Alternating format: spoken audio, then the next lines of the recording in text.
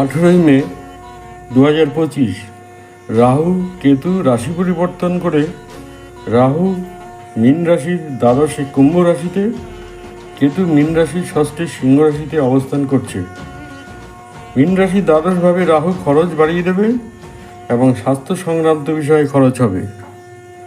মীন রাশির জাতক জাতিকা বিভিন্ন রোগ শোকে আক্রান্ত হবে। রাহু জাদুকরের মতন জাতক জাতিকার মনে বাধা উপস্থিত করবে, শুভবুদ্ধি নষ্ট করবে, কোনো বিষয়ে সিদ্ধান্ত নেওয়ার ক্ষেত্রে নেগেটিভ চিন্তাভাবনা সৃষ্টি করবে।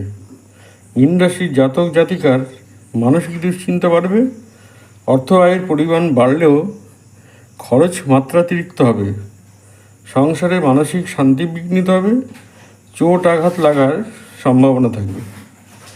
মায়ের শরীর স্বাস্থ্য নিয়ে অর্থ ব্যয় হবে। অর্থ বিনিয়োগের ক্ষেত্রে সতর্ক থাকতে হবে। এই সময় বিদেশ যাত্রার যোগ থাকলেও বাধাপ্রাপ্ত হবে। মীন রাশির দ্বাদশে রাহু, সদা সতর্ক থাকতে হবে।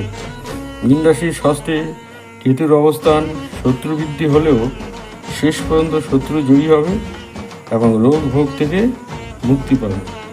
প্রতিকার: সর্বদা সদ্ভাবে থেকে গুরু বা ইষ্ট নাম জপে জীবনের অনেক ভাগ্য বিপর্যয় থেকে রক্ষা পাবে।